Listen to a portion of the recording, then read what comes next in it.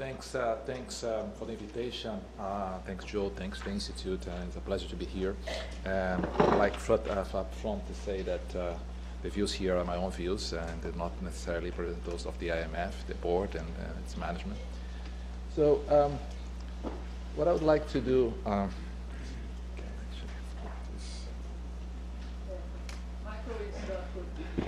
Can you hear? Yes.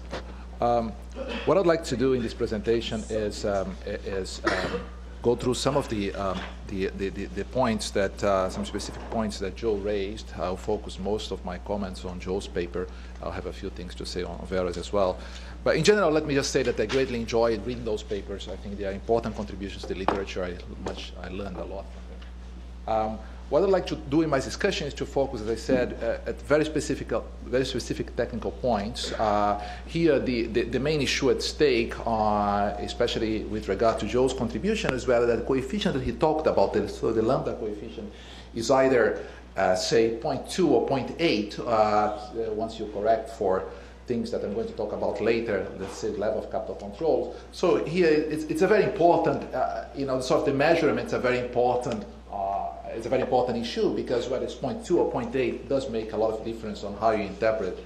And I'm going to go through also some technical issues of causality. So my discussion will focus on pretty technical points. I will do a little bit of a historical detour as well. I used to talk quite a bit with my grandfather, and I also used to have a supervisor who was an economic historian, so I'm going to draw a little bit on some historical parallels just to make the point that some of the stuff that we see today is not so unusual from a broad historical perspective.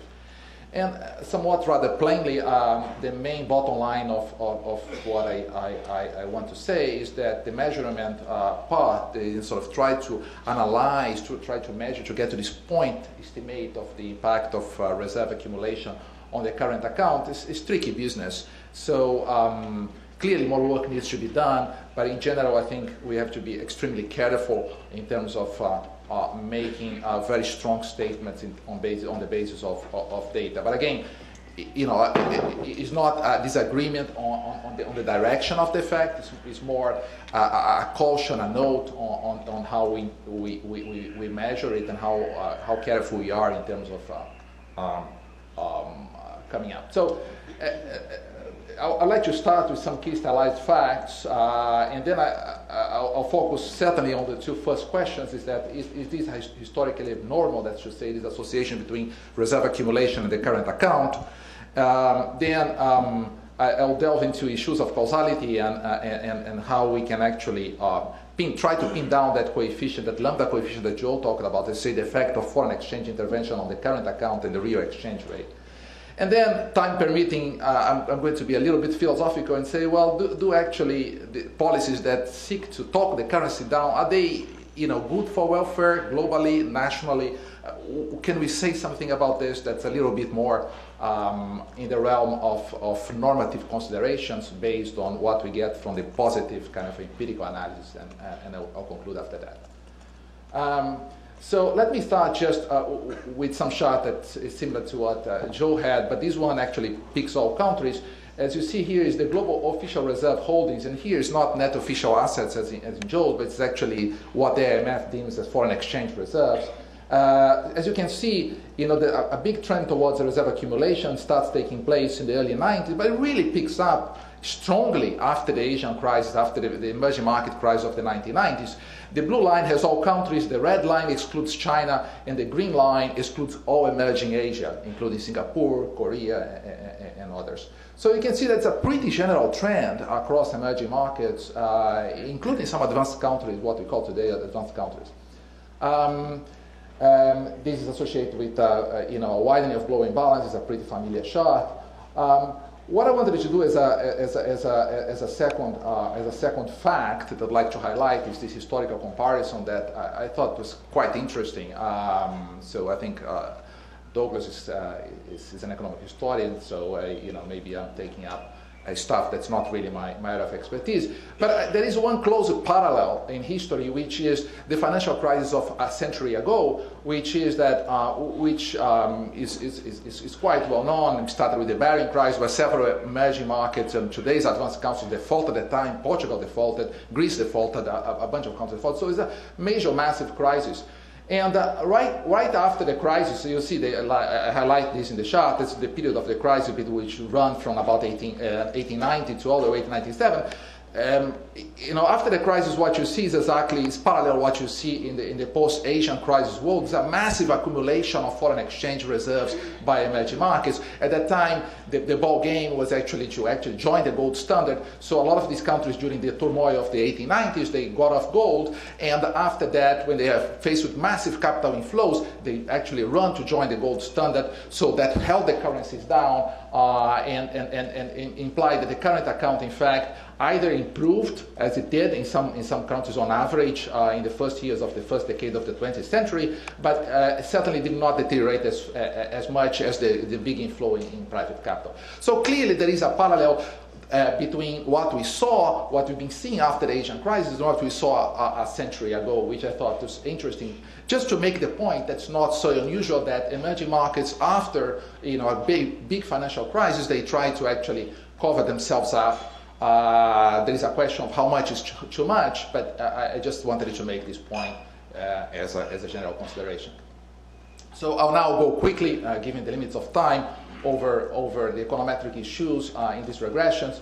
As Joe explained very nicely during his talk, markets are not necessarily efficient.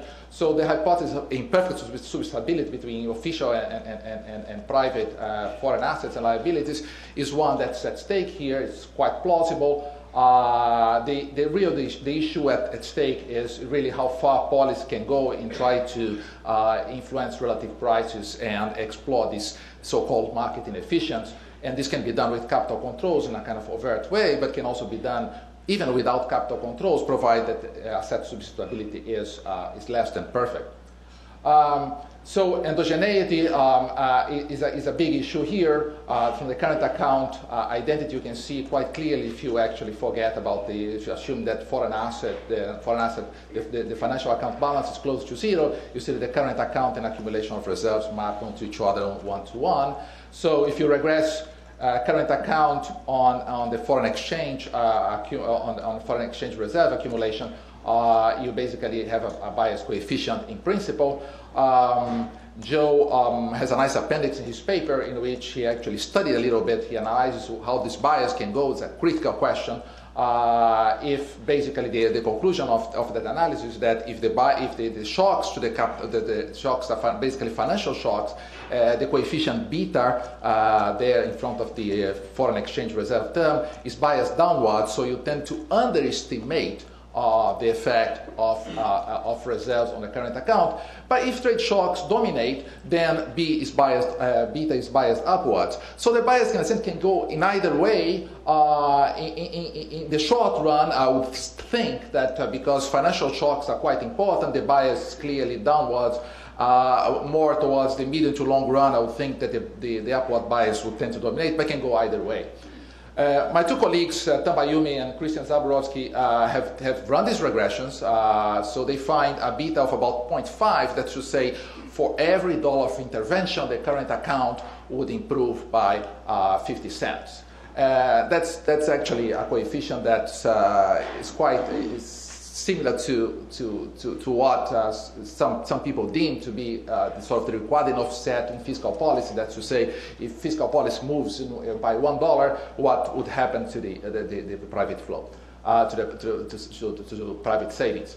Now, they find that coefficient is actually significant if only foreign exchange reserves interact with capital controls. That's to say, if you have a country in which capital controls is zero, basically has a completely open capital account, then basically foreign exchange intervention would have no effect on the current account on the real exchange rate. It's a pretty strong result. I tend to sympathize with Joe that there is more imperfection of substitutability, my personal opinion on this, but the fact is that it's very hard to actually, in the regressions that Tom and Christian run, and I run myself my fair amount of this, that to actually find a coefficient which is high if it's not interact with capital control.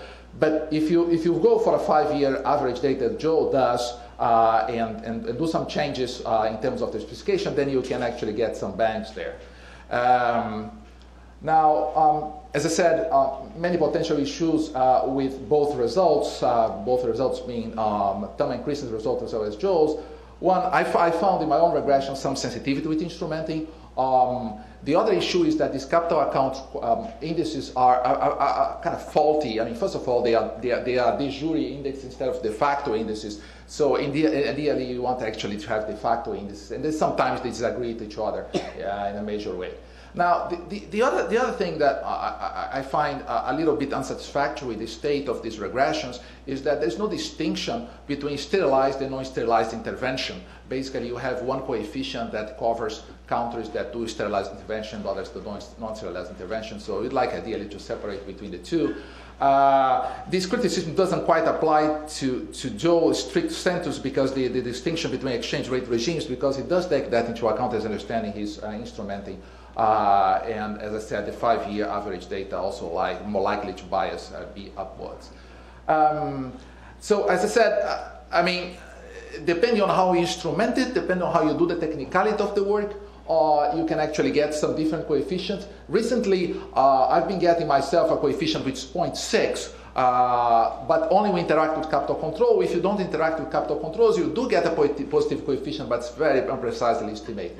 It looks to me that, as Joe also mentioned in his presentation, there's a lot of heterogeneity, a lot of counter-heterogeneity. So an analysis that takes into account the way that imperfect stability between assets take place in different countries is probably a very welcome development going forward in terms of this analysis. So the bottom line here is that, you know, I caution to be, I think caution is the word here. You have to be extremely careful when you actually settle on a point estimate, because they tend to vary quite a bit. But it is much more one of magnitude rather than one in terms of the direction of the effect. Now, I'll be very brief in the interest of time.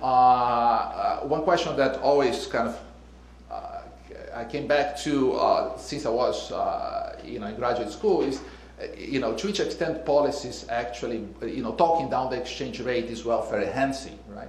I mean, one view that's out there that goes back to, to the 1950s development economies is that you basically, if you talk down the exchange rate, if you keep your exchange rate, prevent overvaluation, you boost tradable productions, there are economies of scales and of learning by doing manufacturing, so it's something that you may want to do in some cases.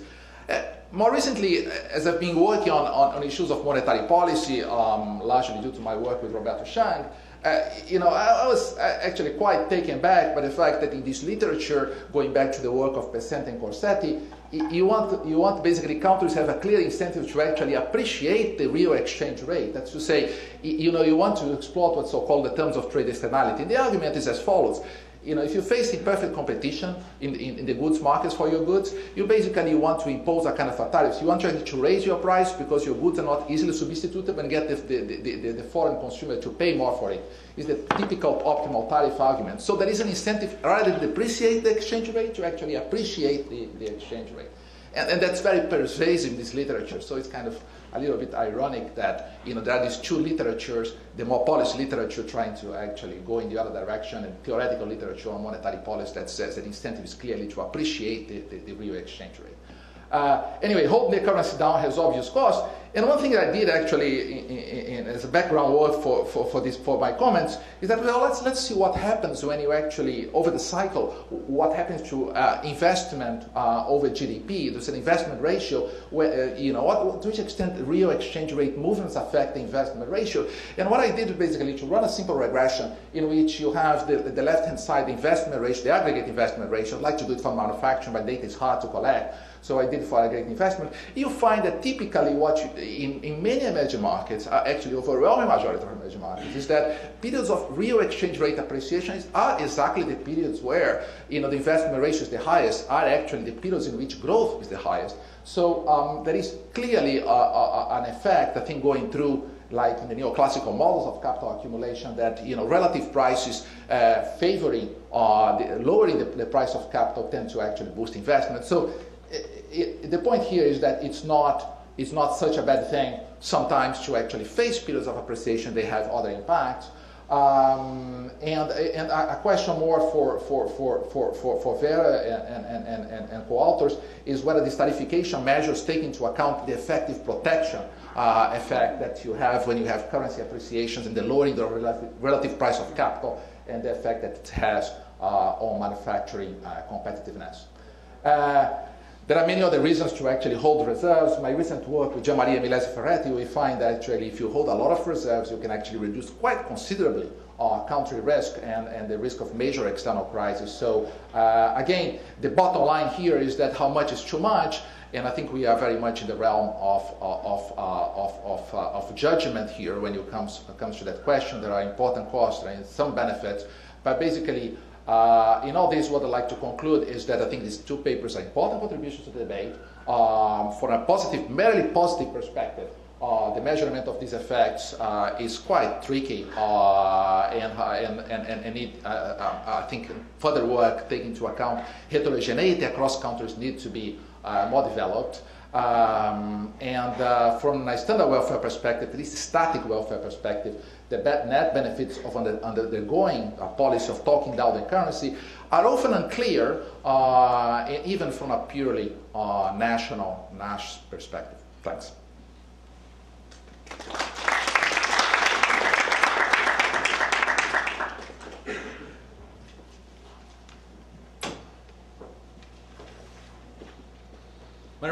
Whenever I'm asked to speak about exchange rates, I'm always reminded of the quip attributed to Burl Sprinkle that you should worry about your exchange rate and we'll worry about ours. He didn't intend that to be funny, but of course we're now in a world where we have to worry about everyone's exchange rate because there's spillover effects to other countries. My remarks are not going to be so much specific comments on the two papers, but my reactions to them, and I'll try to set things in a broader context. In particular, I want to draw the distinction between the two M's. Manipulation versus misalignment, because these are two very different things, and I think we have to sharply distinguish between them. Manipulation is deliberate government intervention to change the exchange rate. And there's a smoking gun, reserve accumulation. Misalignment is very different. Misalignment can be market-driven. After all, exchange rates are asset prices. There can be overshooting or undershooting of the long-run equilibrium. Short-term capital flows are very fickle. Foreign exchange volume is running about $4 trillion a day. The value of world trade every year is about $12 trillion. So 3 days of trading, we financed world trade. There's a lot of short-term capital flows that are moving and sloshing back and forth between countries. And exchange rates can be misaligned for all of these reasons. Now, to say that there's misalignment suggests that we need government policies to offset that misalignment if we think it's being a problem. But remember, there's a big difference between the two. Manipulation is government intervention. Misalignment may call for government intervention or some sort of government policy to address the side effects. Now, I very much agree with Joe and Fred that manipulation is a big problem. The international community, I think, will have much greater success addressing manipulation as opposed to, manipulation as opposed to misalignment. And that's because manipulation is measurable. And two, all the international agreements we have are agreements between governments. Governments are the parties to those agreements. They deal with government policies, and manipulation is a government policy. As I suggested, misalignment need not have a government policy basis. Now, there are two types of manipulation, actually. We've only tends to focus on one today, but I do want to draw your attention to two types of manipulation. Both, I think, are damaging to the international system. The one, of course, that we're all familiar with is when governments seek to undervalue their currencies. They're seeking to deliberately or artificially keep the value of their currency lower for competitive advantage. That's problematic because it leads to foreign protectionism. And we see that in the United States vis-a-vis China today. Now, there's another type of manipulation which is equally damaging, I think. That's when countries artificially seek to prop up their currencies. When they try to, when they're losing reserves, when they're trying to forestall an adjustment, that leads to domestic protectionism because countries are trying to forestall their reserve losses. That's exactly what we see in Argentina, where there's been an absolute proliferation of trade barriers because they're trying to keep their currency up. And so I think we should have to think about that latter one as well. But in any case, both types of manipulation create negative spillovers for trading partners and there should be a serious discussion about whether and under what circumstances those manipulations should be actionable under the IMF, the WTO, or what international forum we may think about. Now, I'm much more skeptical about whether misalignments can be or should be actionable at the WTO or some other forum. Two reasons for that. One is, as Vera's presentation showed, we don't know, and I don't think we can reach agreement on what the fundamental equilibrium exchange rate is. We don't have very good exchange rate models for that. There's going to be a divergence of methodologies. Always beware when someone says, I've used a sophisticated methodology to reach this conclusion, because that's going to mean it's going to be very complicated, and there's going to be huge disagreements on the underlying approach taken. So just because it's sophisticated doesn't mean we're going to get the correct answer. And also, I think that that leads to problems in terms of the tarification exercise that Vera was going through. I'm not sure that's going to be a constructive approach to try to say that Article 1 is undermined because we have all these different effective tariff rates. It doesn't take into account, say, inflation in China.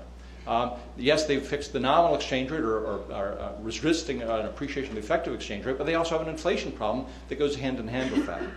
It's not so clear the governments can, in the long run, peg their real exchange rates. But the second reason why I'm a bit more worried about bringing in misalignments into the discussion, into the trade policy discussions, is that particularly this time in the world economy, we don't want to create a situation in which governments are reluctant to use monetary policy to address economic downturns and recessions, because out of fear that there might be a foreign reaction if their currency depreciates. So for example, to take a concrete example, let's say Japan alters its inflation target from 0% to 2%. I think that's eminently justifiable. Obviously, the president of the institute here believes that's eminently justifiable as well. If they do so, the yen will depreciate. The yen may even undershoot. But that's not currency manipulation. They're not doing that to achieve an exchange rate objective. That is an outcome of their domestic monetary policy choice rather than a deliberate attempt to achieve a competitive advantage on world markets at the expense of their trading rivals. That's an economic stimulus package which I think will raise domestic demand in Japan, and with it, more imports into Japan. So it's not obviously a beggar thy neighbor policy. And here, of course, is where there's an important lesson of history in the 1930s. And this is something that Barry Eichengreen has taught us about the currency depreciations of the 1930s as countries were peeling off the gold standard. These devaluations in the early 1930s were not competitive depreciations. They were not competitive devaluations, even though they had been so labeled in a lot of the post-war discussions of the 1930s. Everyone was reluctant to leave the gold standard in the 1930s. They want to postpone that as long as possible. They weren't deliberately trying to outrun each other in pushing down the value of their currency. They want to resist that as long as possible. Countries were losing reserves, and they undertook, when they were forced to, due to an exchange rate crisis, as Britain experienced in September 1931, they were basically forced to devalue their currencies and leave the gold standard. This was not a beggar thy neighbor policy. This was a reflationary policy. It got the world economy out of the Great Depression, and it led to much better trade policies. And it was the resistance to leaving the gold standard that actually led to a lot of the trade policy difficulties at the time. So the bottom line, I think, is that I'm a little bit worried about labeling misalignments as an actionable policy, because I don't want, under any circumstance, to handicap independent national monetary policies, particularly in times when there's unemployment and other problems in the economy that might usefully be addressed by such actions. Thank you.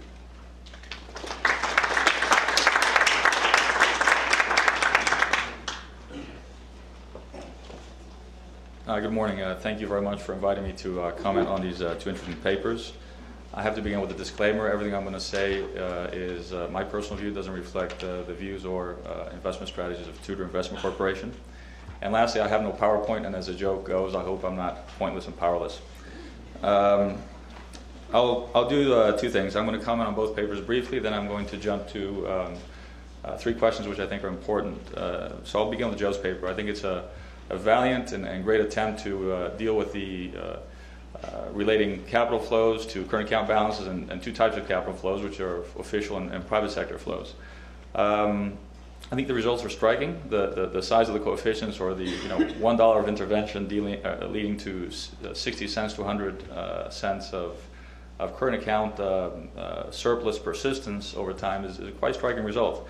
I'm going to defer to him and to Luis Catao on the econometrics of the issue. I trust the endogeneities are well addressed. I have to say that one surprising thing about the paper, which I'm not sure is correct, Joe, with all due respect, is that capital controls aren't what drives the only partial response of private flows to official flows. To me, it's very clear, being in the market, that it is capital controls that are driving the less than one-to-one response of private sector flows to official flows. So I think the IMF's calculations do show that, as Luis pointed out. I was surprised to see the paper didn't arrive at that same result, although, as you mentioned, for some countries it does, for others it doesn't. On average, it doesn't. And I thought the chart you put up for Japan shows clearly that for a country with an open capital account, the adjustment of private flows to official flows is almost one-to-one, although there was a level effect that you mentioned. So let me offer also a reason why capital controls might be important. Let me take an example of, let's say, China. China has capital controls, surely, right? It engaged in intervention over a number of years. The last year it hasn't accumulated much external surpluses. And there's also over-invoicing of exports, right? We know that. That's a way to bring capital back into the country. So that's kind of a perverse result, right? If you have over-invoicing of exports, then you will see not only are private sector flows not responding to official flows, but furthermore, the current account balance is going to look artificially high because of over-invoicing of exports. So I think it's an important point to think about. A natural question is, well, if capital controls are an important part of the reason for the less than one-to-one response of private flows to official flows, the question then becomes when and how are capital controls warranted? And there's a whole discussion at the IMF on when that when it's warranted. And I think it's sensible. I'll come to that in a second. So that's Joe's paper, which again I thought it was an excellent research agenda, and I'm very happy to see it. On Vera's paper, it's basically goes along the lines of can we do more? Can we impart an enforcement mechanism in the link between the monetary system and the trade system to try and give it some teeth, which we don't currently have. And I thought that was an excellent line to explore. Basically the paper is the IMF has the right to call a country manipulator, but hasn't done that. The WTO has the right to call a country a frustrator in terms of frustrating the WTO rules. I think she said that. I'm just repeating what she said earlier. Neither of those two instruments have been really used. The question is how to bring them together. And Vera very astutely tries to map exchange rate misalignments and tariff equivalence, right, which is the tarification, which I thought was a very astute way of bringing the two things together. The one question I would ask, or maybe problem the paper has, and with all due respect, is that in adding the exchange rate misalignment over the WTO tariff bounds, there's an implicit assumption there that the WTO tariff bounds were already calculated at fair value exchange rates, right? And I'm not sure that was the case. So we need to be careful in doing that mapping, that tarification calculation. So the solution proposed, I think, goes in the right direction, which is if a country is perceived to be misaligned, the question is open as to how to define misaligned. We don't have good models for that, but I think reasonable people can agree over a number of, what is it, I think you proposed 6 months, which I think is a short period of time, but it's a start. And the bounds were 10 to 15%, then that should trigger some sort of WTO consultations. That's the way of giving it teeth. I thought that was a nice way of integrating the IMF and the WTO purviews. I would just say that we've got to be careful not to go down the road of protectionism, right? Because you could very quickly, it's a slippery slope and could go down that way. So those are the comments on the two papers which I thought were excellent.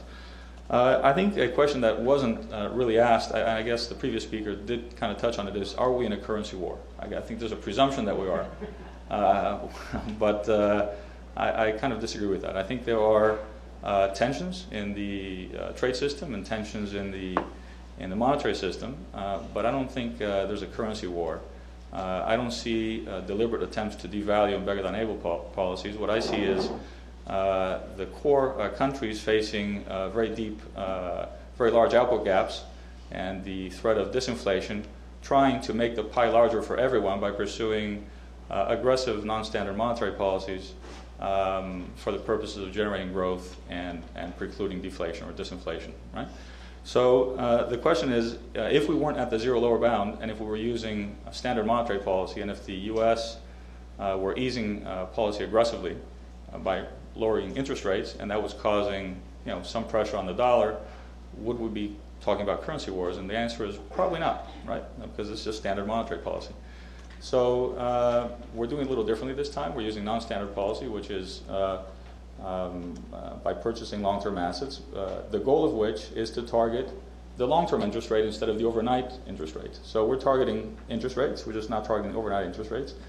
And if you think of it in those terms, we're trying to get the 10-year rate down or the term premium down to generate employment growth and less disinflationary pressures. Then perhaps the term currency war can be understood as being an overstatement. There's nice work, by the way, by the Federal Reserve Bank of New York. A recent paper was published, I think, this month, which tries to understand the effect of U.S. monetary policy in normal times on capital flows to the rest of the world, and U.S. monetary policy in current times, non-standard policy in terms of capital flows to the rest of the world. And perhaps not surprisingly, given this, the Fed of New York, they find that it's about the same, that we're not, that the U.S. is not necessarily generating capital flows which are that much larger to emerging market countries than would have been the case under standard monetary policy easing. So again, on the topic of currency wars, are we in a currency war? Definitely there's externalities or trade tensions on the trade side. Definitely there's externalities in terms of capital flows which are large and could be volatile and large in terms of the recipient countries. But I think there's one other externality which hasn't been mentioned, which is the combination of interest rates at the zero lower bound, non-standard monetary policy, and reserve accumulation by other countries. The combination of those three things, once you take them all together in general equilibrium, it's causing, and this is the market perspective I think you were hoping that I brought to the table, it's causing currency volatility and fixed income volatility to be too low, right? Repressed volatility. So one has to wonder what that is doing for the future, right? When you see two asset classes, currencies and fixed income, arguably two very large asset classes, which are not really finding their equilibrium price levels, right? So that's something that is worth mentioning and talking about. The question of controls, Joe's paper and the comments by Luis touched on controls. When are controls appropriate? If controls are culpable for not allowing the one-to-one response of private flows to official flows. The IMF has come out with guidelines on when controls are important, and basically what the guidelines say, I hope I don't get it wrong, is that controls are okay only after everything else has been tried, right? All macro policies have been tried. Only after your fiscal policy has adjusted, only after you have lowered your interest rate to an appropriate level, only after you've accumulated enough reserves for precautionary purposes, only if you're overheating, then capital controls are appropriate. I think that kind of makes sense. The question then is, those are just guidelines, and what if some country is still using controls before all those other conditions are met? Let's say it's running a very loose fiscal policy, its current account balance is in deficit, the currency's undervalued and overvalued, and it's using controls. What's the enforcement mechanism there to get rid of those controls or let the currency adjust? And it's unclear. And lastly, let me go to the issue of, I guess what this conference is about, is the issue of coordination. I guess we jumped right into it. How can the IMF and the WTO systems be homogenized to make coordination or enforcement more likely? I would say that even before that, the initiatives, multilateral initiatives or surveillance of the fund, go in the right direction. The fact that we have these spillover reports, that we have these external balance assessments, the fact that we have the maps, I think all go in the right direction in terms of shedding light on the issue, transparently winning over the hearts and minds. It's not going to get the job done, but I think they go in the right direction. And I do agree that, I guess the conclusion of this panel, that they're, in terms of putting teeth on the problem, that the WTO and IMF coordination be a little tighter. So thank you very much.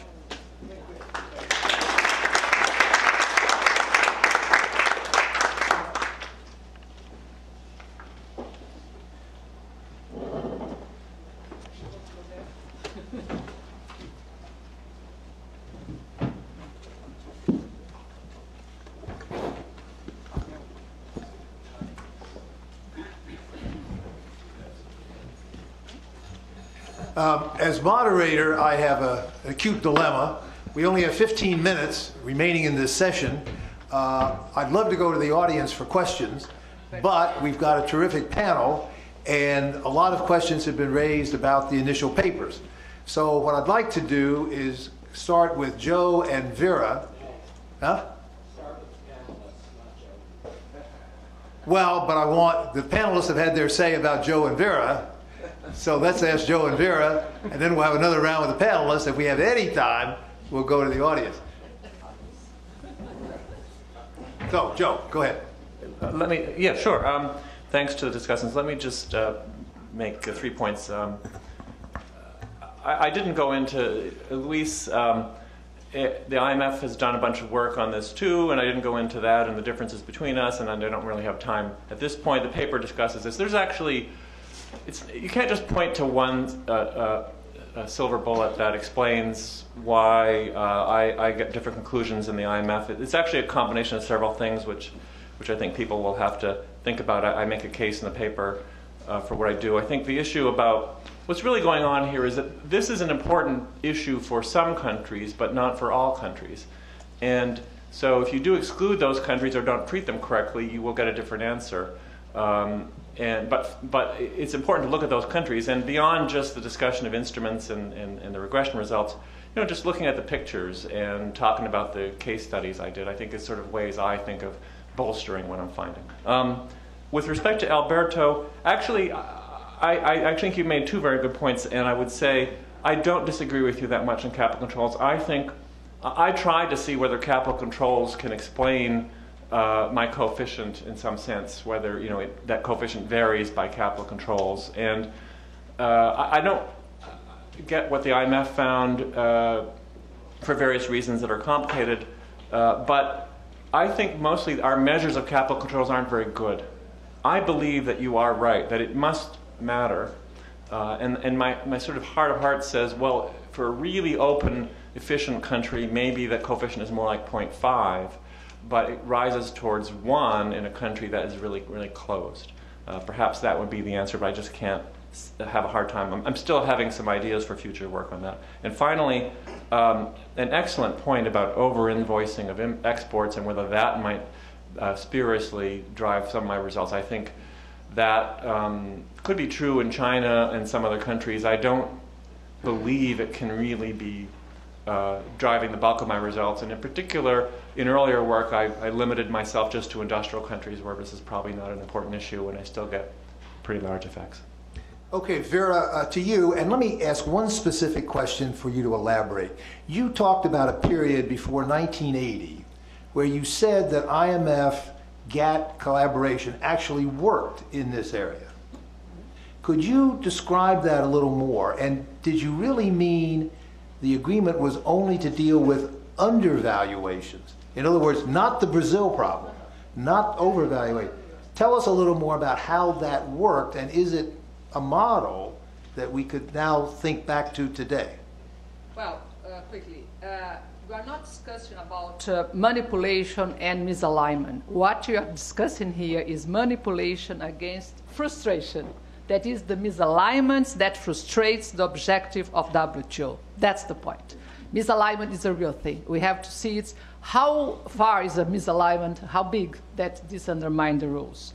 The second point, what we are trying to do here is that looking for the missing link between the WTO and IMF.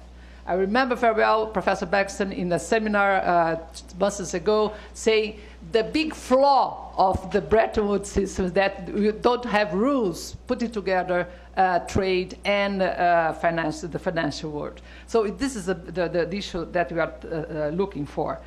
If you go to this discussion and you go to examine what happened in the Doha round, come on, the Doha round is completely in impasse.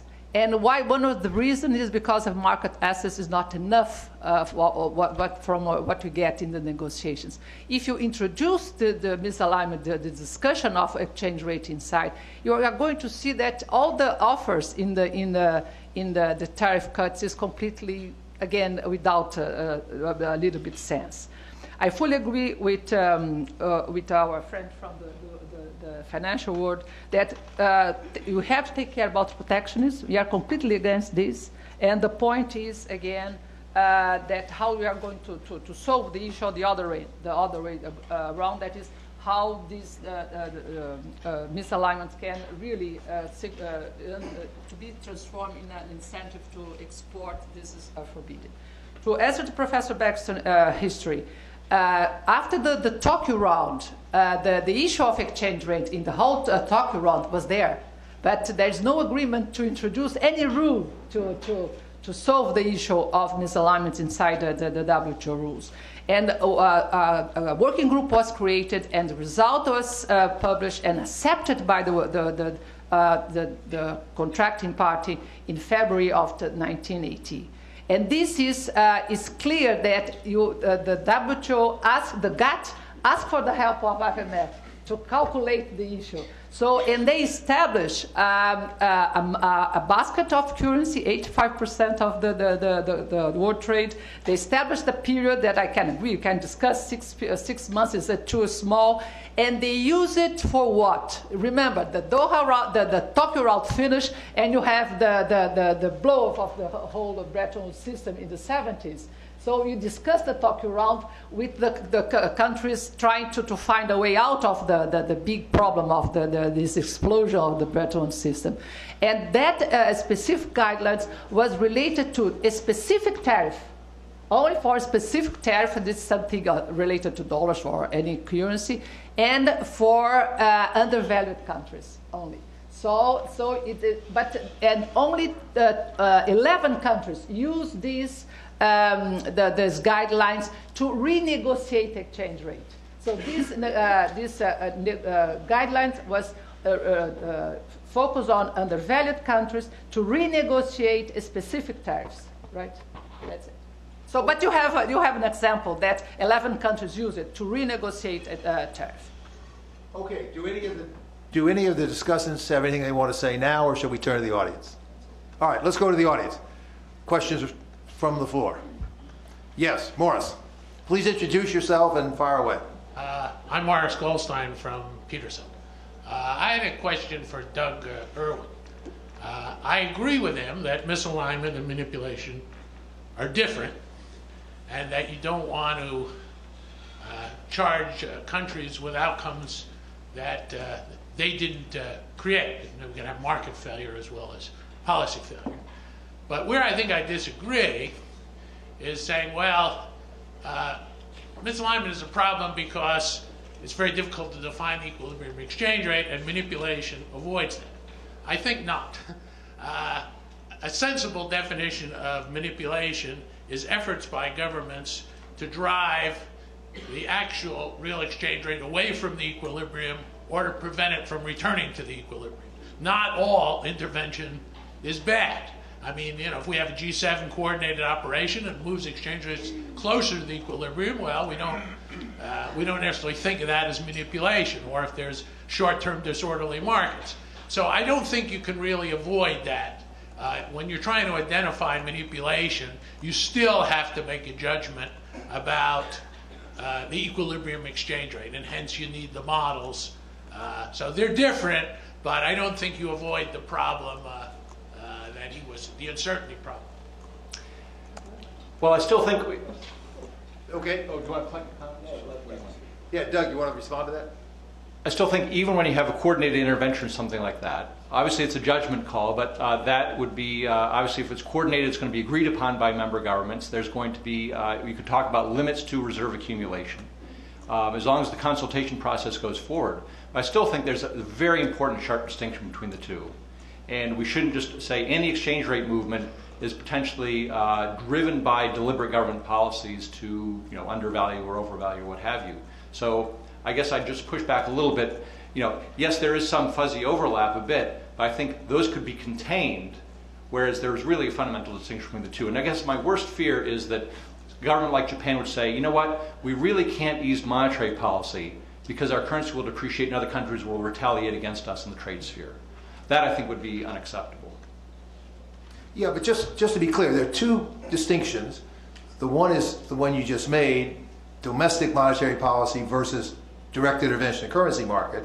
The other is the one Morris made, which Joe and I have termed offensive intervention, that's to move away from an equilibrium level to competitively undervalue, versus defensive intervention, when you're starting at a point away from equilibrium and trying to move yourself toward that point, which, as Morris said, requires some determination of what the equilibrium levels are. Okay, floor is open. Yes. Bill, go to the mic.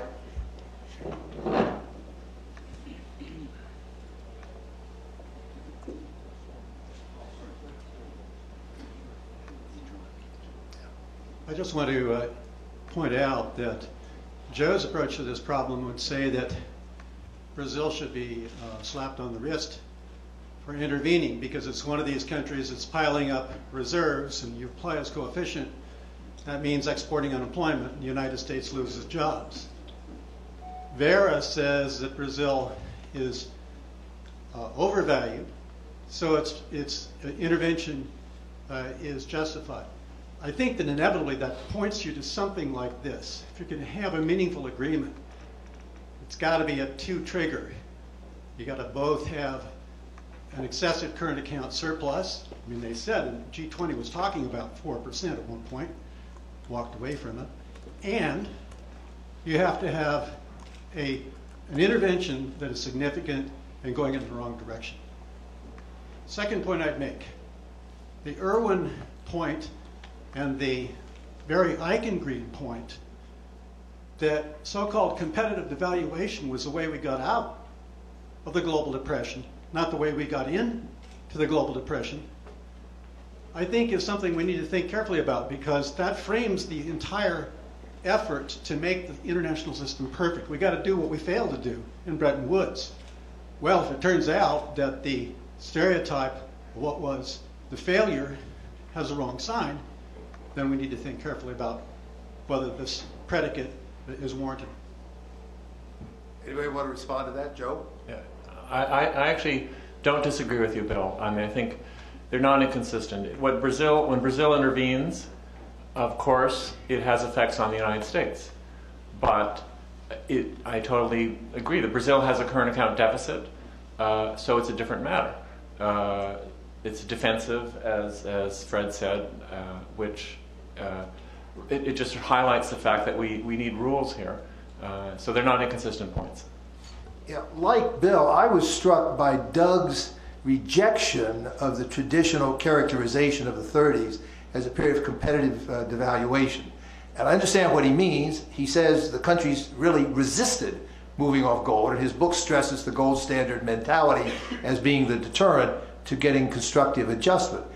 But Doug, I think it is still true, when the countries moved, the UK in 31, the US a bit later, when they did move, they then did put tremendous pressure on the other countries who had not moved, who, among other things, then put on more trade controls, as you showed, capital controls, had continued weakness of their own economies. So the impact of some countries moving but others not moving was a la traditional understanding. And even if the term may not be quite right, I think the dynamic is still very much in the traditional mode of what we've all worried about and try to prevent with a more effective monetary system today. John. Or Doug, you want to come back to that? Yeah, I just want to say you're absolutely right. It's the way things unraveled that was very destructive. And if they had reached an agreement earlier that they should all do it, they could have kept all of the exchange rates aligned, just agree to a coordinated expansion of monetary policy. They could have avoided a lot of the difficulties of the period. But because it was staggered, it led to a lot of different problems. So let me push you and ask you, so I think this is true for having read your book again, do you concur that the current problem, whatever we label it today, manipulation, prolonged misalignments, runs the risk of replicating what happened in the earlier period, and once again, systemic flaws and gaps really exacerbate that risk? I think that's the discussion we're going to have. So I'll have comments on that later. But, Okay. Yeah, I don't think it's as bad as the 30s because I think policy is pushing in the right direction. I guess the counter to the 1930s is the danger is I fear that countries would be less tempted to use monetary policy precisely because they fear of and other countries would be fearful of other countries using monetary policy, even though they don't realize that the domestic demand effects will swamp any exchange rate effects in terms of the demand for their exports. So it won't be beggar thy neighbor nearly as much as people suspect. John. Hi, John Kitchen, U.S. Treasury, and nothing I said is a part of an institutional view.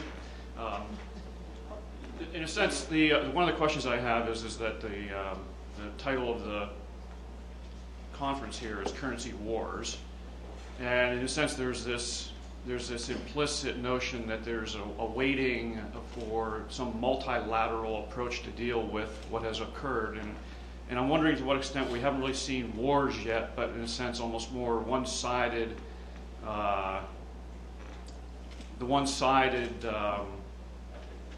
problems that have been created and yet no response yet to some of those one-sided aggravations.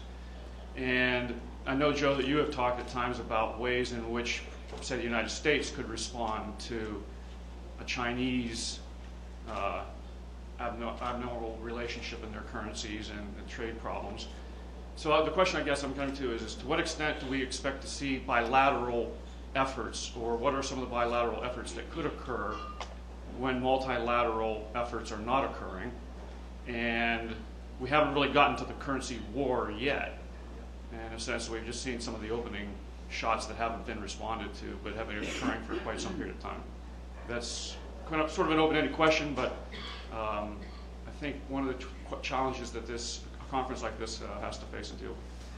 That nicely tees up the discussion that we're going to have, I think, in the lunch panel. But let me just ask if any of the panelists want to respond, and then we'll call this one to a halt. Not to respond, but the point is, I agree with you. The question is, we have to wait for the IMF to do something and Luis Catao to work hard and take some kind of remedy for this, or can we think about bilaterally accept that, come on, each two countries are reaching a point that the rules of the trade are completely undermined. Can we think about a mechanism to solve this? This will be tariff again. Wow. This can be an anti-dumping. Can you use to adjust the anti-dumping rules to incorporate the exchange misalignment? Can be anti-subsidy. So what kind of instrument inside the WTO you can work not to go to solve the currency war, but a little bit to solve the problem of distortions, because exchange rate is really introducing a huge distortion inside the trade system. The point is, can we solve this? So, or we have to go to really drastic solutions of the IMF claiming a country being a manipulator. I hate the discussion of manipulator, the guilty ones. I am a person of WTO system. I'm looking for, come on, you are just frustrating my objectives, the objectives of this agreement. Can we solve this in the kind of WTO mechanism instead of this kind of a huge pressure against the country? That's the point. Right, we need a drastic solution or a negotiated solution. Give Joe the last word. Just, Vera, your answer reflects your experience at the WTO, but as a Brazilian, I'm a little surprised that you didn't mention also the macro options. Brazil is intervening to somewhat offset these effects. Brazil has put capital controls to somewhat offset these effects. As a macroeconomist, I think that I like that better. Well, this has been an extraordinarily rich discussion. I say that often, but it clearly was well justified here. Vera and Joe gave us an attempt, and I think a more than attempt, a largely successful step forward in trying to substantively engage with these issues that are so emotional and often become so tactical, but trying to link them back to the fundamental economics. I want to thank them, but I also particularly want to thank Luis and his colleagues at the IMF who have been engaging very deeply with Joe, as I think was reflected in the discussion, in an honest spirit of debate, in an honest spirit of trying to do the right thing, which is what both, I think, this institution and the IMF are about. And Doug and Alberto both gave us perspectives that I think are very important, genuinely, the historical and the monetary. I will just say, apropos of Boris's exchange, that this has been an ongoing sort of debate within the Institute, and it's good to have it out in the open, of how much whatever response you make to this frustration that Vera terms it is based on behavioral questions versus targets. How much is it a question of misalignment, and how much is it a question of active intervention? And obviously, I don't think we're quite there yet that we can say you have to have both. There are some people who would argue all you need is the behavioral, which in a sense is where the G20 has been. I'm not saying that's right, but this is a live issue, and it is a very good jumping off point. We're only about 3 minutes late, which ain't bad. So I'll ask you all to take a break, enjoy our hospitality, and we'll see you back here at 10:30 for the next panel.